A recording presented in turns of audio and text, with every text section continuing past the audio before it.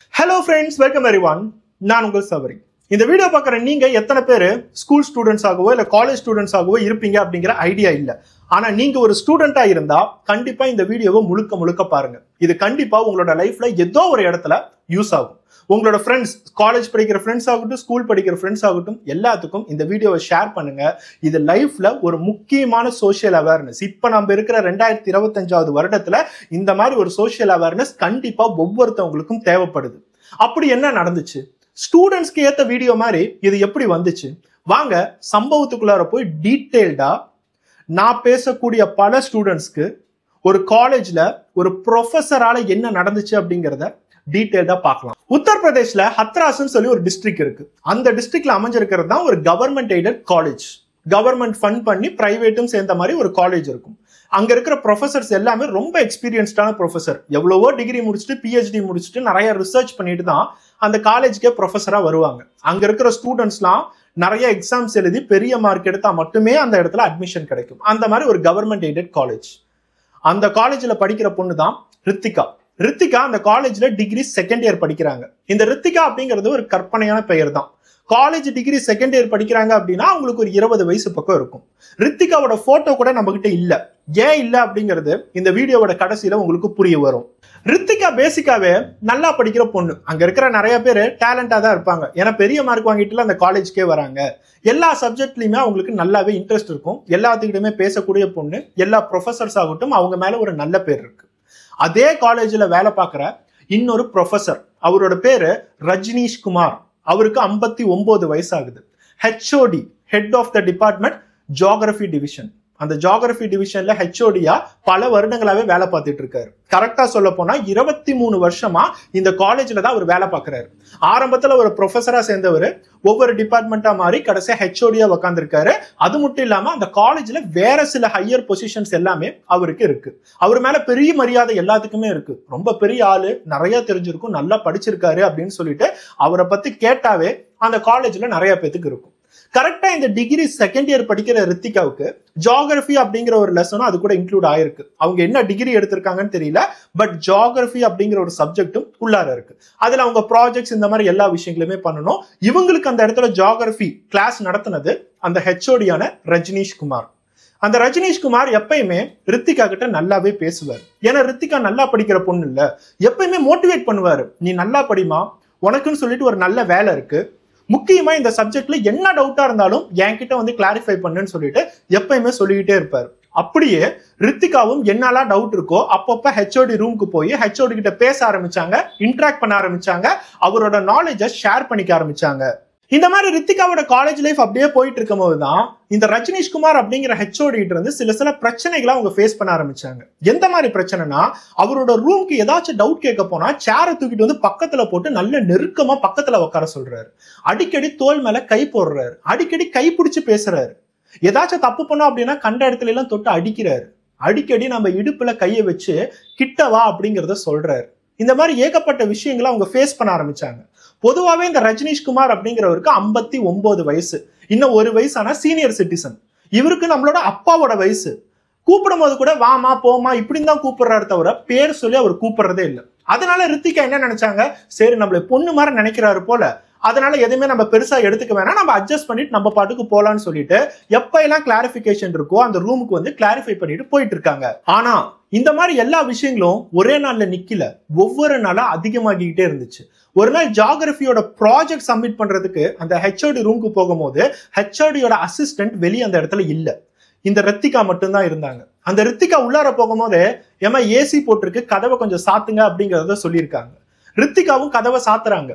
அந்த இடத்துல ஃபுல்லாவுமே ஸ்கிரீன் போட்டிருக்குது. வெளியில இருந்து உள்ளார என்ன நடக்குது அப்படிங்கிறது யாருக்கும் தெரியாது. அவங்க கதவை சாத்தினதுக்கு அப்புறம் சேர்ல உக்காந்துருக்க அந்த ரஜினிஷ் குமார் எந்திரிச்சு அந்த பொண்ணு பக்கத்துல வரான். ஆக்சுவலா பார்த்தா அந்த பொண்ணு தான் போய் அவன் பக்கத்துல உட்காந்து இருக்கணும். அவன் எதுக்காக எந்திரிச்சு வந்தானா, அந்த இடத்துல கதவை தாப்பால் போடுறதுக்கு எந்திரிச்சு வந்திருக்கான். எப்பயுமே தொடர்றவன் அதே மாதிரி இந்த ரித்திகாவை தொட்டு பேச ஆரம்பிச்சிருக்கான். அது மட்டும் இல்லாம கொஞ்சம் கொஞ்சமா அவன் மேல கை வச்சு தப்பு பண்ணவும் ஆரம்பிச்சிருக்கான். ஆரம்பத்துல அப்பா மாதிரின்னு நினைச்ச இந்த ரித்திகா கொஞ்சம் கொஞ்சமா இவன் நம்ம கிட்ட தப்பு பண்ண ஆரம்பிக்கிறாங்கிறது நல்லாவே தெரியுது. கையை எடுத்து விடுறாங்க. சார் இனிமேட்டு என்னை தொடர்றது வேலையெல்லாம் வச்சுக்காதீங்க சார், கொஞ்சம் நவுந்து நில்லுங்க அப்படிங்கிறத சொல்றாங்க. ஆனா அவன் கை எடுக்கிற மாதிரி இல்லை.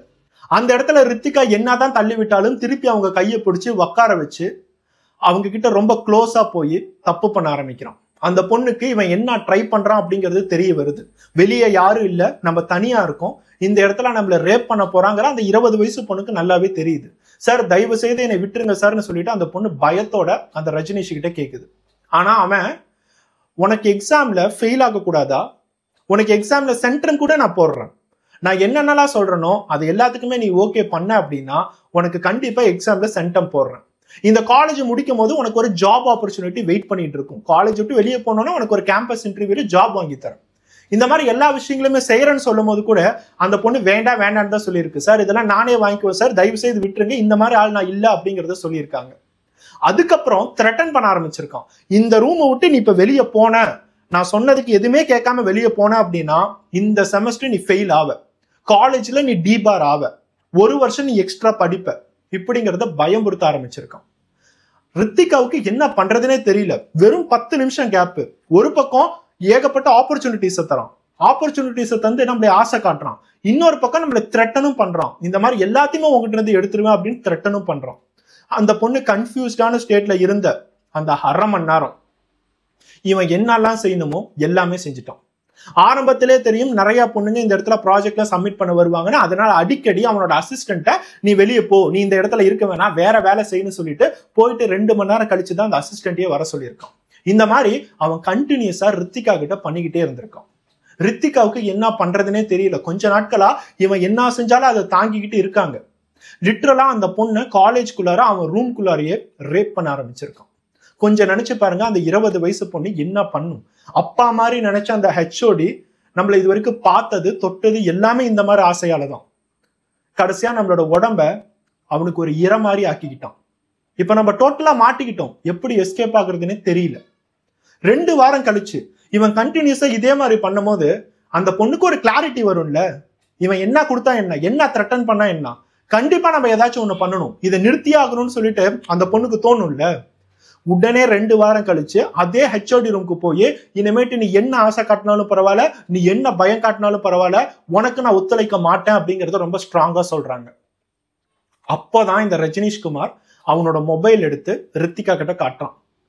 அந்த மொபைலை காட்டும் போது ரித்திகாக்கு என்ன பண்றதுன்னே தெரியல, கண்ணுல இருந்து தண்ணீரா வருது. ஏன்னா ஒவ்வொரு நாளும் அவன் நம்மளை கஷ்டப்படுத்தும் போது, ஒவ்வொரு நாளும் அவன் கூட பாலியல் உறவு வைக்கும் போது அதே ரூம்ல ஒரு ஓரமா ஒரு மொபைல் வச்சு வீடியோ எடுத்திருக்கான். அந்த வீடியோ எப்படி அந்த மொபைல்ல ரெக்கார்ட் ஆனிச்சு, எப்படி நம்மளோட கண்ணில் படாம போச்சு அப்படிங்கிறது அந்த பொண்ணுக்கு தெரியல. அவன் வீடியோ காட்டினதுக்கு முக்கியமான விஷயமே, இனிமேட்டு நான் எப்ப எல்லாம் கூப்பிடுறனோ அப்ப எல்லாம் நீ வரணும். இது கிளாஸ் ரூம் மட்டும் இல்ல, ஸ்டாஃப் ரூம் மட்டும் இல்ல, ஹெச்ஓடி ரூம் மட்டும் இல்ல, நான் பர்சனலா உன்னை என்னோட வீட்டுக்கு கூப்பிட்டாலும் நீ வந்தே ஆகணும். டியூஷன் சொல்லிட்டு என்னோட வீட்டுக்கு அடிக்கடி வா அப்படிங்கறத சொல்லி வற்புறுத்துறான்.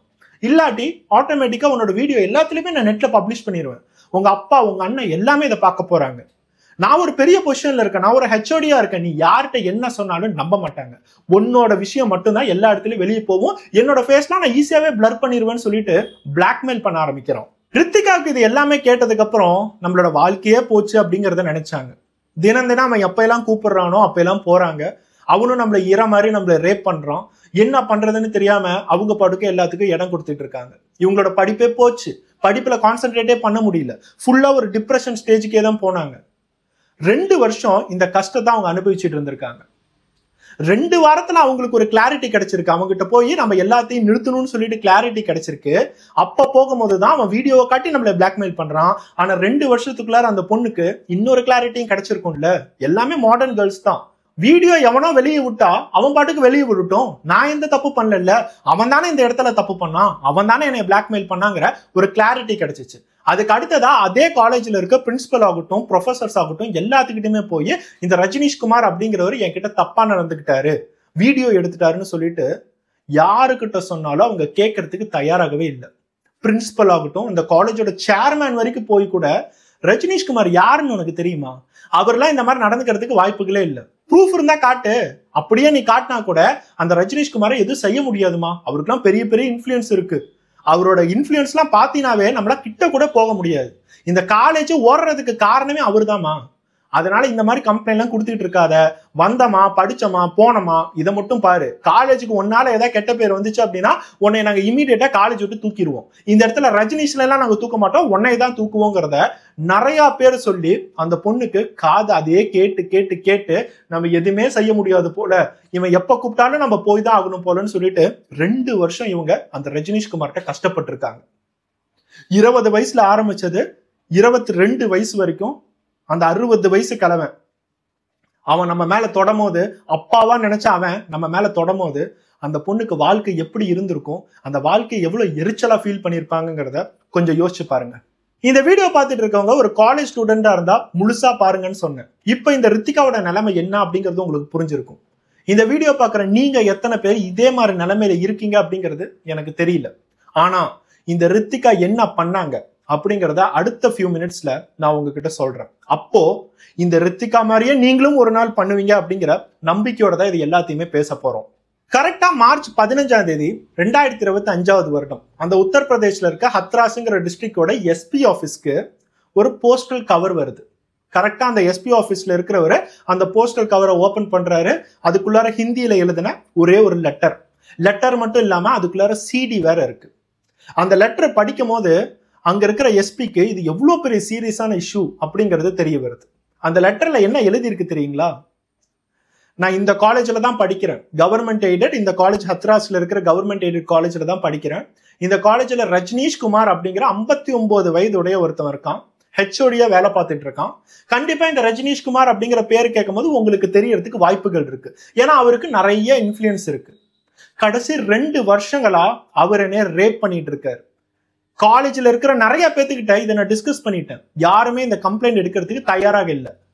அவரை போலீஸ்ல கூட பிடிச்சிட்டாங்கன்னு நான் சொல்லல, இந்த காலேஜ்ல இருந்து வெளியே தள்ளுங்க அப்படிங்கறது தான் சொன்னேன். ஆனா அதுக்கு கூட காது கேட்கறதுக்கு யாருமே இல்லை. என்னோட போட்டோஸ், வீடியோஸ் எல்லாத்தையுமே எடுத்து வச்சிருக்கான். எப்பப்ப எல்லாம் கூப்பிடுறானா அவனோட வீட்டுக்கு வேற நான் போக ஆரம்பிச்சிட்டேன்.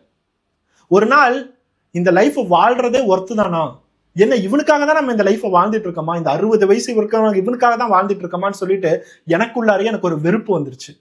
சாகலான்னு சொல்லிட்டு தூக்கு கயிறு எடுக்கும் போதுதான் என்ன மாதிரி இன்னும் சில பேர் இருக்க மாட்டாங்களா அப்படிங்கிறது தோண ஆரம்பிச்சிச்சு. அதனால கொஞ்சம் கொஞ்சமா அவனுக்கு தெரியாமையா அவன் கூட இருக்கும் போதெல்லாம் அவனோட மொபைல ரிசர்ச் பண்ண ஆரம்பிச்சேன். அவனோட மொபைலை எடுத்து பார்க்கும் போது என்ன மாதிரியே இன்னும் நிறைய பெண்கள் இருக்காங்க அப்படிங்கிறது எனக்கு புரிய வந்துச்சு. இதுல முக்கியமான விஷயம் என்னன்னா, அவனுக்கு அந்த ரஜினிஷ்குமாருக்கே தெரியாம அவரோட மொபைல்ல இருந்து நிறைய வீடியோ ஆன்லைன்ல பப்ளிஷ் ஆயிடுச்சு. என்னோட ஃப்ரெண்ட்ஸோட நிறைய பேர் வீடியோவை அந்த ரஜினிஷ்குமாரோட செக்ஷுவல் கான்டாக்ட் வைக்கிற மாதிரி ஆன்லைன்ல என்னால பார்க்க முடியுது. இது எல்லாமே அந்த பொண்ணுங்களுக்கு தெரிய வந்துச்சுன்னா கண்டிப்பா அவங்க சூசைடே பண்ணிக்குவாங்க. அதோட எல்லா ஆதாரங்களுமே நான் சிடியா உங்களுக்கு அனுப்பிச்சு விட்டுருக்கேன். இந்த சிடியை போட்டு பாத்தீங்க அப்படின்னா எத்தனை பெண்கள் இதனால பாதிக்கப்பட்டிருக்காங்க அப்படிங்கிறது உங்களுக்கு புரியும். இது எல்லாமே ஜஸ்ட் ஒரு சாம்பிள் மட்டும்தான். அவரோட மொபைல், அவரோட லேப்டாப் எடுத்து பாத்தீங்கன்னா அவரோட டோட்டல் ஹிஸ்டரியை உங்களுக்கு புரிய வரும் அப்படிங்கிறத டீட்டெயில்டா அந்த பொண்ணு எழுதியிருக்காங்க. கடைசியா எப்படி திறமை முடிச்சிருக்காங்க? இது எல்லாத்துக்குமே நீங்க ஏதாச்சும் ஒரு சொல்யூஷன் கொடுப்பீங்க, கண்டிப்பா ஆக்ஷன் எடுப்பீங்கன்னு சொல்லிட்டு நான் நம்புறேன். என்னோட கடைசி நம்பிக்கையை நீங்க மட்டும்தான் சொல்லிட்டு இப்படிக்கு லெக்சர் பேட்டி அப்படின்னு சொல்லிட்டு ஹிந்தியில பேர் எழுதியிருக்காங்க.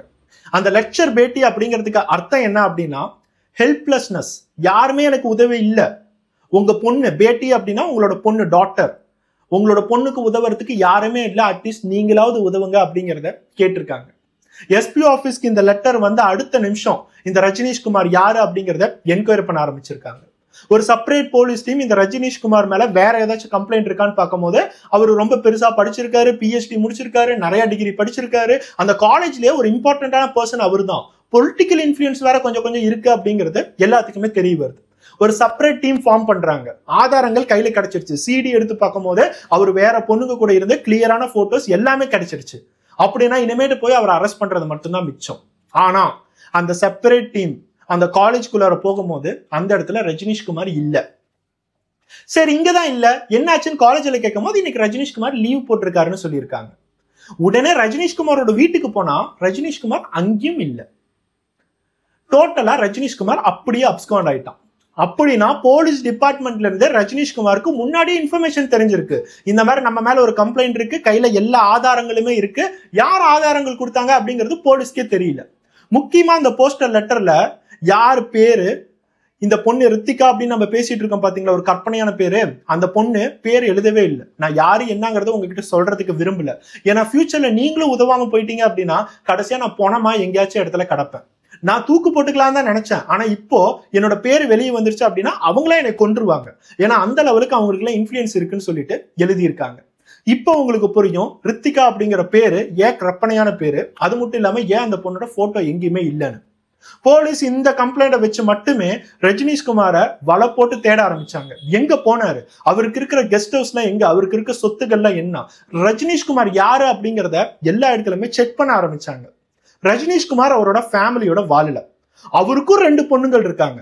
2 பொண்ணுங்க இருக்கிற அப்பா தான் 59 வயதுடைய ரஜினிஷ்குமார். வைஃபோட பிரிஞ்சுதான் வாழ்ந்துட்டு இருக்காரு. ஏகப்பட்ட பிரச்சனைகள், தனியா தான் வாழ்ந்துட்டு இருக்காரு அப்படிங்கிறது தெரிய வருது. அவங்களோட வீட்டுல வேலை பார்க்கறதுக்கு ஒரு பொண்ணு அடிக்கடி போயிட்டு வரும் அப்படிங்கறத போலீஸ் கண்டுபிடிக்கிறாங்க. அந்த பொண்ணு கிட்ட கேட்கும் போது அந்த ரஜினிஷ்குமார் பத்தி சில விஷயங்கள்லாம் தெரிய வருது.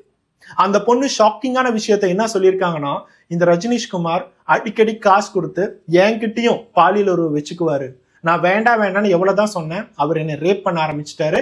அதுக்கப்புறம் என்னோட கஷ்டத்துக்காக என்ன பண்றதுன்னு தெரியாம நானும் அப்படியே அதுக்கு இடம் கொடுக்க ஆரம்பிச்சிட்டேன். அது மட்டும் இல்லாம என்னோட வீடியோவை அவர் எடுத்து வச்சிருக்காரு அப்படிங்கிற ஒரு ஷாக்கிங்கான விஷயத்தையும் சொல்றாங்க. இப்ப போலீஸ் டிபார்ட்மெண்ட்டுக்கு காலேஜ் படிக்கிற முகம் தெரியாத பேர் தெரியாத பொண்ணு கொடுத்த கம்ப்ளைண்ட்டை தாண்டி நம்மளோட முகத்துக்கு முன்னாடி ஒரு பொண்ணு அவங்க வீட்டுல வேலை பாக்குறாங்கன்னு சொல்றாங்க, அவரு ரேப் பண்ணியிருக்காருங்கிற கம்ப்ளைண்ட்டையும் தராங்க. ஸோ இப்போ ரஜினிஷ்குமார் எங்கன்னு சொல்லிட்டு எல்லா இடத்துலையும் தேடும் போதுதான் இந்த கம்ப்ளைண்ட் கொடுத்தா அடுத்த 5 நாள் கழிச்சு இந்த ரஜினிஷ்குமார் அப்படிங்கிறவன் பிரக்யாஜ் அப்படிங்கிற ஒரு இடத்துக்கு வந்திருக்கான். எதுக்காக அப்படின்னா அங்கதான் சிவில் லைன் பில்டிங் இருக்கு, அங்கதான் போய் ஆன்டிசிபேட்டரி பெயில் வாங்குறதுக்கு வந்திருக்காரு. ஆனா இது தெரிஞ்ச போலீஸ் அவர் உள்ளாரையே நுழைய விடல. அவரு போய் அந்த வக்கீலோட ஜட்ஜை பார்த்து பெயில் வாங்குறதுக்கு முன்னாடியே உங்க மேல இந்த மாதிரிலாம் கம்ப்ளைண்ட் இருக்கு, ஆல்ரெடி அரெஸ்ட் வாரண்ட் இருக்குன்னு சொல்லிட்டு ஸ்டேஷனுக்கு கூட்டிட்டு போயிட்டாங்க. ஸ்டேஷனுக்கு கூட்டிட்டு போய் கொஞ்சம் கூட பாரபட்சம் இல்லாம அவங்களோட ஸ்டைல்ல விசாரிக்கும் போதுதான் எல்லா உண்மையான தகவலும் வருது. அவரை விசாரிக்கிறதுக்கு முன்னாடி அவரோட போன் எடுத்திருக்காங்க, அவரோட லேப்டாப் எடுத்திருக்காங்க. டோட்டலா 89 வீடியோவை கண்டுபிடிச்சிருக்காங்க. அந்த 89 வீடியோல ஒரு வீடியோ அவரோட வீட்டுல வேலை பார்க்குற பொண்ணோட வீடியோ.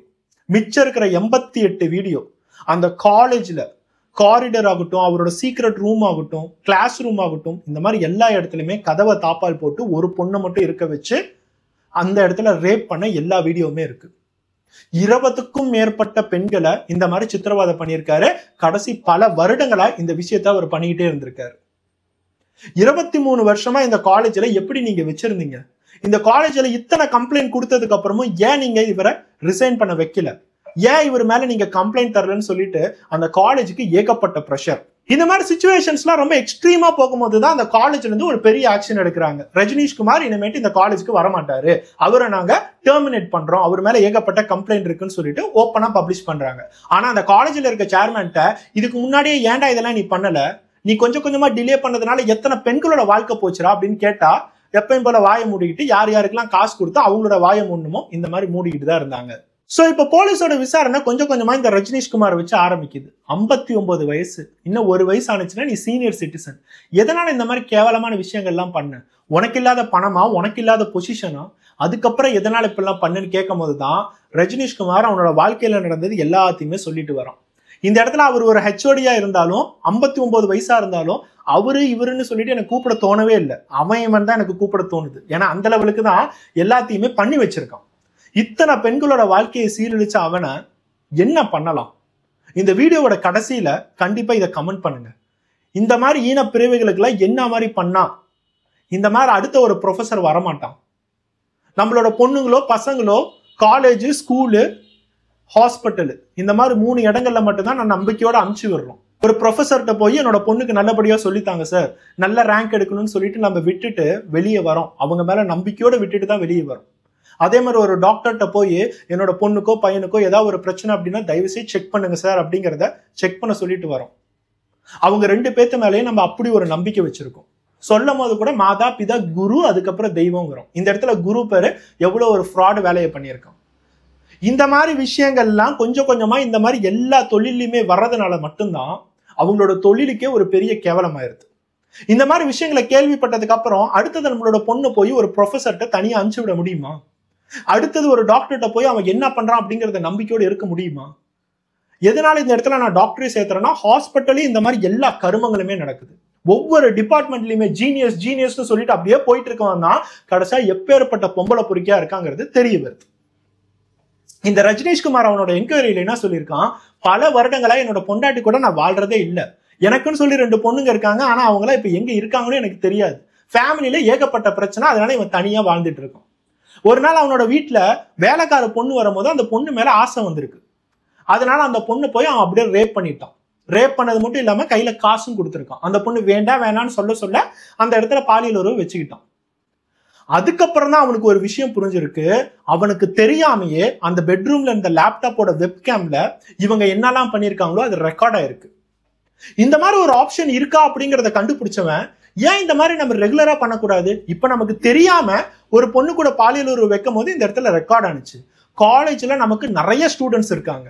அந்த ஸ்டூடெண்ட்ஸ் எல்லாத்துக்கூடயும் நம்ம பாலியல் உறவு வைக்கும் போது இந்த மாதிரி ஒரு சீக்கிரட்டான கேமரா வச்சு வீடியோ எடுத்தா நம்ம பிளாக்மெயில் பண்ணி திருப்பி நம்மளோட அந்த காமத்தை தீர்த்துக்கலாமேன்னு சொல்லிட்டு அந்த 60 வயசோட முடிவெடுத்திருக்கான். அவனோட மொபைல் எடுத்து பார்க்கும்போது உள்ளுக்குள்ளார ஒரு சாஃப்ட்வேர். சாதாரணமா ஒருத்தவங்க நம்ம கிட்ட பேசிட்டு இருக்கும் போது மொபைல் போன் பாக்கெட்ல வச்சிருப்பாங்க, கேமரா நம்மளே பார்த்த மாதிரி இருக்கும் பாத்தீங்களா? அந்த மொபைல் போன் ஆஃப் ஆயிருந்துச்சுனாலும் அவனோட கேமரா எப்பயுமே ஆன்லயே இருக்கு. நார்மலா பொண்ணுகிட்ட பேசும் போதோ அப்ப கூட அவன் வீடியோ எடுக்க ஆரம்பிச்சிருக்கான், யாருக்குமே தெரியாம. அவன் பேசும்போது அந்த பொண்ணு எப்படி இருக்கான்னு சொல்லிட்டு அவளோட உடம்பு முழுக்க அவனா இப்படின்னு அசைஞ்சு எல்லாத்தையுமே வீடியோ எடுக்கிறான். அந்த லெவலுக்கு கேவலமா இருந்திருக்கான். அது மட்டும் இல்லாம எப்ப எல்லாம் ஒரு பொண்ணு உள்ளுக்குள்ளார ட்ராப் பண்றானோ, எப்ப எல்லாம் ரூம்குள்ளார ட்ராப் பண்ணி பயம்படுத்த ஆரம்பிக்கிறானோ, அவங்களுக்கு ஆப்பர்ச்சுனிட்டிஸ், இந்த மாதிரி ஜாப் ஆப்பர்ச்சுனிட்டிஸ்னு சொல்லிட்டு ஆசை காட்ட ஆரம்பிக்கிறானோ, சில பெண்கள் ஜாப் ஆப்பர்ச்சுனிட்டிஸ் கிடைக்குதே, நம்ம என்ன பண்றது, தியாகத்தை பண்ணிடலாமேன்னு சொல்லிட்டு அவனை சொன்ன ஏத்த மாதிரி எல்லாமே பண்றாங்க. சில பேர் ஒத்துக்கவே மாட்டேன்னு கடைசி வரைக்கும் நிக்கிறாங்க. கடைசியா அவங்களை த்ரெட்டன் பண்ணி அவங்களை ரேப் பண்ண ஆரம்பிக்கிறோம். ஆனா ட்ராப் பண்ணி வெறும் 10 நிமிஷத்துல அந்த விஷயத்தை முடிச்சதுக்கு அப்புறம் வீடியோ ஆல்ரெடி பதிவாயிருது. போனை ஆஃப் பண்ணி வைக்கிறேன்னு சொல்லி தான் ஒரு இடத்துல வைக்கிறான், ஆனா அது வீடியோ எடுத்துக்கிட்டே தான் இருக்கு. இப்படிதான் ஒவ்வொரு பொண்ணா ட்ராப் பண்ணி வீடியோ எடுத்து அதுக்கப்புறம் பிளாக்மெயில் பண்ணி இதையே ரெகுலரா பல வருடங்களா பண்ண ஆரம்பிச்சிருக்கான். போலீஸ் அவங்ககிட்ட இந்த வாக்குமூலம் எல்லாத்தையுமே வாங்கிக்கிட்டு இருக்கிற வீடியோ எவிடன்சஸ் ஆகட்டும், அந்த 89 வீடியோவை எடுத்து சார்ஜ் ஷீட் எல்லாத்தையுமே ஃபைல் பண்ணி ரிமாண்ட் பண்ணி இப்ப அவன் ஜெயில தான் இருக்கான். கோர்ட்ல இனிமேட்டு தான் கேஸ் நடக்கும். கண்டிப்பா இந்த இடத்துல ரஜினிஷ்குமார் அப்படிங்கிறவன் ஏகப்பட்ட பணம் இருக்கிறவன். அவனுக்குன்னு சொல்லிட்டு ஒரு லாயர் வந்து உட்காருவாரு. அந்த இடத்துல இவனோட கேஸ் எப்படி போகும், எத்தனை வருஷம் இவனுக்கு தண்டனை கிடைக்கும், இந்த மாதிரி எதுவுமே நமக்கு இன்னும் தெரியாது. இந்த வீடியோ பார்க்குற நீங்க ஒரு ஸ்டூடெண்டா இருந்து ஒருவேளை உங்களோட ப்ரொஃபஸரோ உங்களோட ஹெச்ஓடியோ யாராச்சும் ஒருத்தவங்க இந்த மாதிரி உங்களை சித்திரவதை பண்றாங்க, உங்களோட லைஃப்ல ரொம்ப டிப்ரெஷன் ஸ்டேஜுக்கு போறீங்க அப்படின்னா தயவு செய்து இப்பயாவது கொஞ்சம் முழிச்சு பாருங்க. உலகத்துல என்ன நடக்குது, நம்ம என்ன மாதிரி ஆக்ஷன்ஸ் எடுக்கணும் அப்படிங்கிறத கொஞ்சம் யோசிங்க. உங்களால முடிஞ்ச எல்லா விஷயங்களுமே பண்ணுங்க. முக்கியமா இந்த மாதிரி ட்ராப்ல தள்ளுறவங்களா எப்படி திரும்ப தள்ளுவாங்க, உங்களை ஒரு ரூம்குள்ளார கூட்டிட்டு போய் ஃபர்ஸ்ட் ஆசை காட்டுவாங்க. நான் உனக்கு மார்க் 100 போடுறேன், உனக்கு ஜாப் ஆப்பர்ச்சுனிட்டிஸ் வாங்கி தரேன், நீ காலேஜ்ல எப்பயுமே ஜாலியா சுத்தலாம், எவ்வளவு லீவ் போட்டாலும் நான் அட்டெண்டன்ஸ் போட்டுறேன்னு சொல்லி ஆசை காட்டுவாங்க. நிறைய பேர் அந்த ஆசைக்கு மயங்க மாட்டாங்க. ஏன்னா அந்த ஆசை காட்டினா இவன் சொல்றதுக்கெல்லாம் நம்ம இது பண்ணணுமான்னு சொல்லிட்டு ஒவ்வொருத்தவங்களுக்கும் அவங்களோட சுய புத்தி இருக்கும். ஆனா அந்த மாதிரி அவங்ககிட்ட எக்ஸ்பிரஸ் பண்ணதுக்கு அப்புறம் அடுத்த செகண்டே த்ரெட்டன் பண்ண ஆரம்பிப்பாங்க. நீ காலேஜ் விட்டு நாளைக்கே கிளம்பு, உன்னை என்ன டீபார் பண்றேன், இந்த எக்ஸாமே உன்னால எழுத முடியாது, உன்னோட அட்டெண்டன்ஸ் எல்லாத்தையுமே நான் லாக் பண்ணுவேன், ப்ராஜெக்ட்ல கை வைப்பேன், ப்ராஜெக்டும் உன்னை ஃபெயில் பண்ணுவேன், அசைன்மெண்ட் எதையுமே நான் மார்க் போட மாட்டேன், இந்த மாதிரி சொல்லிக்கிட்டே போவாங்க. இது மூலியமா நீங்க கொஞ்சம் கொஞ்சமா பயப்படுவீங்கன்னு அவங்க நினைப்பாங்க. இது எல்லாமே 5 நிமிஷத்துக்குள்ளாரே நடக்கும். உங்களை யோசிக்கவே விட மாட்டாங்க. ஃபர்ஸ்ட் ஆசை காட்டுவாங்க, அப்புறம் பயம் காட்டுவாங்க. பயம் காட்டும் போது நீங்க எப்படியாச்சும் உள்ளார வரீங்களா அப்படிங்கிறத பார்ப்பாங்க. 5 நிமிஷத்துல உங்களுக்கு என்ன நடக்குதுன்னு தெரியாது, என்ன யோசிக்கணும் அப்படிங்கிறது புரியாது. ஆனா மனசுக்குள்ளார ஒரே ஒரு விஷயத்த மட்டும் வச்சுக்கோங்க, என்னைக்குமே இந்த 5 நிமிஷத்துல நோ நோ நோ அப்படிங்கிறத எப்பயுமே கான்ஸ்டன்டா இருந்தா மட்டுமே தான் அந்த இடத்த விட்டு தப்பிக்க முடியும். அந்த இடத்துல நோன்னு சொல்லிட்டு வெளியே வந்ததுக்கு அப்புறம் என்ன மாதிரி வேணாலும் ஆக்ஷன் நம்ம எடுத்துக்கலாம். ஆனா அந்த இடத்துல நம்ம யோசிக்க ஆரம்பிச்சோம் அப்படின்னா கடைசியா அவங்க பின்ன வலையில நம்ம விழுந்துருவோம். அந்த இடத்துல எதுவுமே யோசிக்காம வேண்டாம் வேண்டாம்னு சொல்லிட்டு அந்த இடத்த விட்டு நம்ம வெளியே வந்ததுக்கு அப்புறம் என்ன மாதிரி கம்ப்ளைண்ட் பண்ணுமோ, யாருக்கிட்ட போகணுமோ, என்ன மாதிரி போராடணுமோ, என்ன வேணாலும் பண்ணிக்கலாம். இந்த இடத்துல ரித்திகா அப்படிங்கிறவங்க அந்த இடத்துல அவங்க ஏமாந்தாலும் சரி, அவங்களோட வாழ்க்கையே போனாலும் சரி, 2 வருஷம் கழிச்சு அவங்களுக்குள்ளார ஒரு உணர்வு வந்திருக்கு. இவனை எப்படி மாட்டி விடுறது, நம்மள மாதிரி இவன் நிறைய பேர் வாழ்க்கையை கெடுத்திருப்பான்னு சொல்லிட்டு அவனுக்கு எதிராக எல்லா சாட்சிகளையுமே கொண்டுட்டு வந்து ஒரு பிளாங்க் லெட்டரை எழுதி போலீஸ் ஸ்டேஷனுக்கு அனுப்பிச்சு விட்டுருக்காங்க. சப்போஸ் நீங்க இந்த மாதிரி ஒரு சிச்சுவேஷன்ல இருந்தாலும் இதே மாதிரி ஒரு ஃபார்மேட்டை நீங்க ஃபாலோ பண்ணலாம். நார்மலா ஒரு blank கம்ப்ளைண்ட் எழுதி எஸ்பி ஆஃபீஸ்க்கு நீங்க போஸ்ட் பண்ணி யார் என்னங்கிறது டீட்டெயிலாக கொண்டுட்டு வந்து ஒருவேளை உங்ககிட்ட அதுக்கான எவிடன்ஸ் இருந்துச்சுன்னா அந்த எவிடன்ஸ்லாம் வச்சு தயவு செய்து நீங்க முக்கியமான அந்த போலீஸ் டிபார்ட்மெண்ட்ல ஒருத்தவங்க இருப்பாங்க பார்த்தீங்களா, அவங்களுக்கு நீங்க போஸ்டல் மூலியமா அனுப்பிச்சு விட்டீங்க அப்படின்னாவே மேபி ஏதாச்சும் நடக்கிறதுக்கு நிறைய வாய்ப்புகள் இருக்கு. ஏன்னா நிறைய காலேஜஸ்ல இந்த மாதிரி கம்ப்ளைண்ட்லாம் சொல்லும் போது இதை எப்படியாச்சும் சீக்கிரட்டா வைக்கணும், காலேஜோட பேரு கெட்டு போயிடணுமே சொல்லிட்டு என்னென்னலாம் யோசிக்கிறாங்க தவிர ஒருத்தன் கூட அந்த ஸ்டூடெண்ட்டை பத்தி யோசிக்கவே மாட்டேங்கிறான். இப்பெல்லாம் ஸ்கூலு காலேஜ் இது எல்லாமே படிப்பு சொல்லி தரதுக்குலாம் இல்லை, அது ஒரு பிசினஸ் மாதிரி நடந்துட்டு போயிருது. அந்த பிசினஸ் பாலா போச்சுன்னா என்ன பண்றது, அதுக்கு பேர ஒரு பொண்ணோட வாழ்க்கை பாலா போட்டுமேன்னு சொல்லிட்டு விட்டுறாங்க. இந்த வீடியோ பார்க்கறது மூலியமா உங்களுக்கு ஒரு சோஷியல் அவேர்னஸ் கிடைச்சிருக்கும், உங்களோட வாழ்க்கையில ஒரு தைரியம் வரும், உங்களோட ஜேர்னில நாங்களும் இருக்கும், நம்ம ஒண்ணு தனியா இல்லை, நம்ம கூட நிறைய பேர் இருக்காங்க அப்படிங்கிற ஒரு நம்பிக்கை வரும். அப்படிங்கிறதுக்காக தான் இவ்வளோ டீட்டெயில்டா இந்த ரஜினிஷ் குமார் அப்படிங்கிற ஒரு பொறுக்கியை பத்தி எல்லா விஷயங்களுமே சொல்றோம். நெக்ஸ்ட் ஒரு வீடியோட பார்ப்போம். பை.